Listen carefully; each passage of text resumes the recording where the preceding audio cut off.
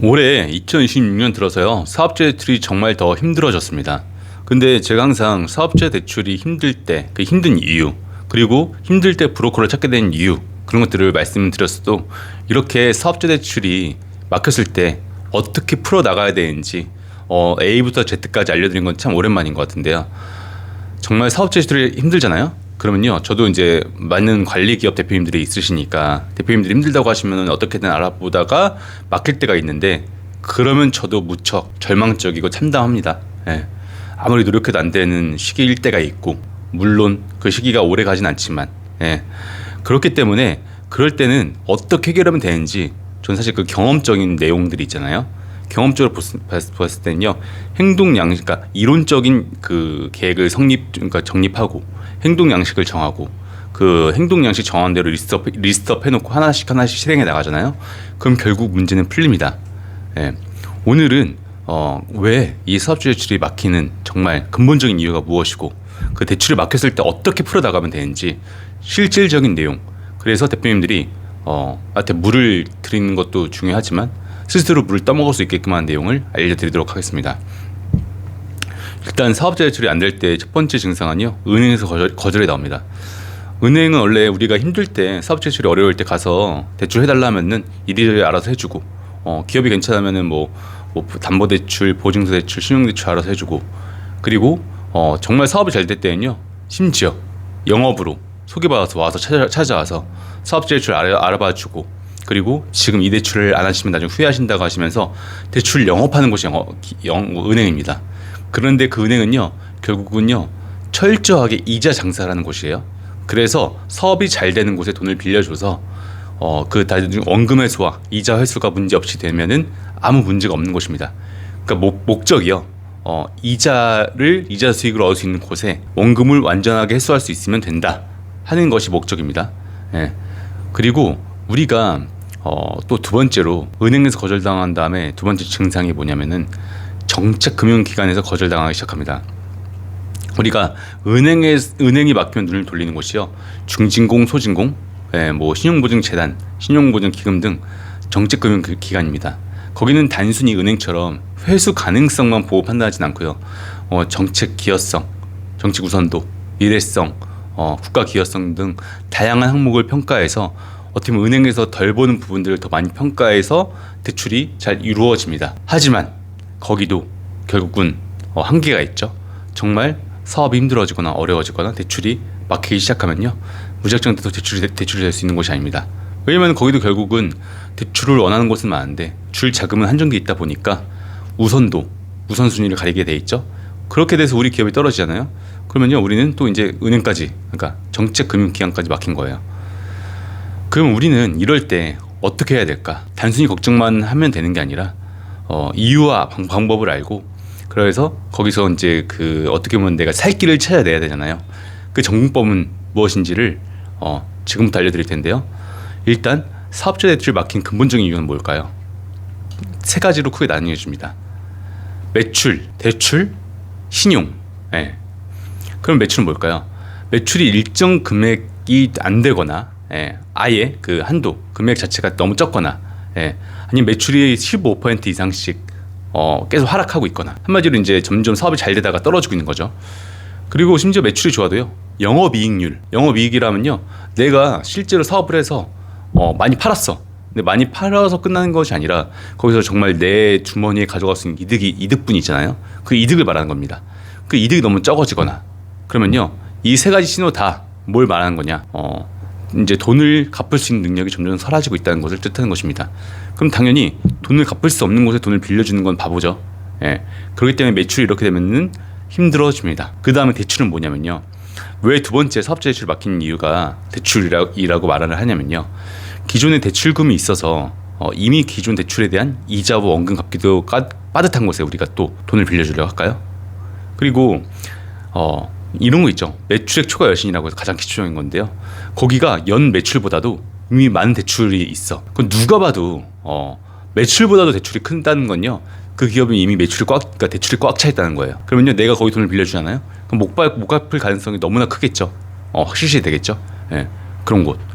그리고 거기가 대출액은 많지 않은데 알고 보니까 신용도가 떨어지는 사람들이 돈을 빌리는 곳, 그러니까 2, 3인 금융권으로 돈을 빌리거나 아니면은 뭐 대부업의 돈을 빌리거나, 그게 아니라면은 자기가 그 지인한테 돈을 빌리거나, 예.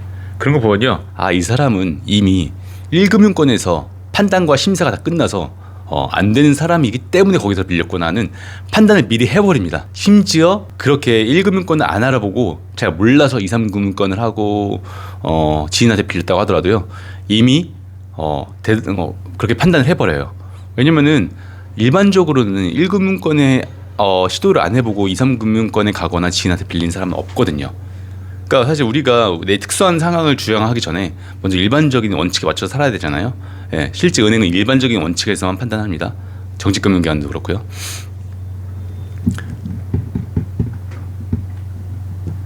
그리고 신용은요 되게 기본적인 건데요. 보통은 개인 신용이 한 800점 이상, 뭐 K10이나 라이스 가릴 거 없이. 예. 그리고 기업 신용도 보는데 보통은 BB 이하가 아니면 됩니다. 기업 신용은 참고로 A가 트리플 A라고 하죠. A 3개가 가장 높고요. 예. 가장 낮은 거는 D는요 거의 부도라고 보시면 되고요. 예. 그리고 그래서 우리가 신용은요 항상 일정한 기준치를 맞출 수 있도록 모니터링을 하고 관리를 하고, 그리고 내가 혹시나 신용도를 떨어뜨릴 수 있는 뭐 연체, 체납 그런 것들을 관리를 꼭 해야 됩니다. 이 세 가지 이유가 가장 주된 이유예요. 사실 대출이 안 되는. 그러면 우리가 이렇게 어쨌든 이 세 가지 이유가 벌어졌어요. 어떻게 할 수 없이. 그러면 내가 어떻게 행동을 정하고 계획을 세워서 돈을 받을 수 있게끔 할 수 있느냐. 일단 당장 해볼 수 있는 것들이 크게 있습니다. 크게 5가지로 저는 보는데요. 일단 첫 번째로는요, 그 보증기관에 다시 컨택을 해보는 겁니다. 우리가 뭐 신용보증기금, 재단, 기술보증기금 다 컨택을 해볼 수 있고요. 업종별로 내가 한 기관이 아니라 뭐 신용보증기금과 기술보증기금 둘 다 할 수 있는 업종도 있고, 예. 내가 또 뭐 기금을 갖다고 해서 재단을 못 가는 게 못 가냐? 그런 것도 아닙니다. 다 해볼 수가 있습니다. 그리고 보통 이런 보증기금이나 보증재단이나 이 보증서를 해주는 기관들 있죠. 여기는 은행과 되게 친해요. 그래서 은행 통해서 가는 것이 대부분인데, 그래서 심지어 은행 추천 점수 있는 곳인데, 은행 통해서 은행이 안 풀어주려고 하잖아요. 그럼 내가 직접 그 기관에 신청하시면 됩니다. 근데 신청하시기 전에 항상 이야기했듯이 우리 기업의 장점, 단점을 명확히 객관화시켜서 인지하시고 거기에 대한 대응책도 미리 적어 놓으셔가지고 신청을 하셔가지고 우리 기업에 대한 변론을 잘 하셔야 됩니다. 그렇게 해서 보증기관을 직접 컨택을 하는 방법이 있고요. 두 번째로 직접 대출 기관이라고 하죠. 그래서 흔히 말해서 소진공, 중진공. 예. 그래서 중진공, 소진공은 둘 다요, 각각의 그 자금 종류가 딱 정해져 있어요. 아까 말씀드린 보증기관들은요, 내가 운전자금이면 운전자금이다, 시설자금이면 시설자금이다 해서 아예 내가 진짜 사업에 자유롭게 쓸 수 있는 사업의 경영을 해나갈 때 쓰는 그 운전 용도로 쓸 것이냐, 아니면은 내가 어떤 사업장을 구매하거나 아니면 어떤 부동산을 구매하거나 그 사업을 위해서 할 때 그 시설자금을 쓸 것이냐에 대해서 그냥 그 두 개의 큰 종류로 나눠진다 보시면 되는데, 이런 그 중소벤처기업진흥공단의 중진공, 소상공인 정책자금의 소진공, 이 기관들은요 각각의 자금 종류들이 있습니다. 뭐 창업하는 기업을 위한 자금이 있고요. 그리고 폐업했다가 재창업하는 분들을 위한 자금이 있고요. 그리고 수출을 하시는 대표님들을 위한 자금이 있고요. 예. 그렇게 목적에 따라서 자금이 다 달라지니까 그 대신 요거를 이때 채권 브로커를 통해서 하시는데 그럴 필요 없이 정말 중진공, 소진공의 각 그 사이트가 잘 돼 있어요. 예. 그 사이트에서 자금 종류를 보시고 우리 기업에 맞는 자금을 신청하시면 되는데, 그래도 모르시겠다 하면 고객센터에 전화하세요. 다 그러려고 공무원들 뽑아놓고요. 그렇게 대응해 주려고 공무원들이 있는 거니까요. 그 고객센터에 가서 상담하셔가지고 하시잖아요. 충분히 아실 수가 있습니다. 예. 그리고 이런 중진공, 소진공 같은 경우에는요, 보통 그 매출과 인원 규모에 따라서 정말 매출 뭐 인원이 5인 이상이다 그러면은 중진공, 인원이 5인 이하다 소진공, 매출이 거의 한 10억 이상이다 그러면 중진공, 매출이 10억 이하다 그러면 소진공, 편하게 이렇게 보시면 될 것 같습니다. 그리고 또 하나 기관이 뭐가 있냐면요, 각 업종별 보증 기관들이 있습니다. 예를 들어서 우리가 뭐 농수산물을 위한 농신보, 농림수산산업자 신용보증기금이죠. 그리고 뭐 아니면 우리가 컨텐츠를 만드는, 아니면 뭐 영상을 만들거나 글을 써가지고 뭐 책을 만들거나 하는 곳이야. 그러면 한국컨텐츠진흥원에서도 보증이 있습니다. 그리고 아니면은 내가 뭐 체육관을 하거나 스포츠 시설을 약간 경영하고 있잖아요. 그러면요 국민체육진흥공단의 자금의 보증서를 또 할 수가 있습니다. 그러니까 각 업종별로 보증기관이 있으니까요. 내 업종에 맞는 보증기관을 또 찾아보시는 것도 방법이고요. 그리고 또 여기에 더불어서 내가 수출을 하고 있어.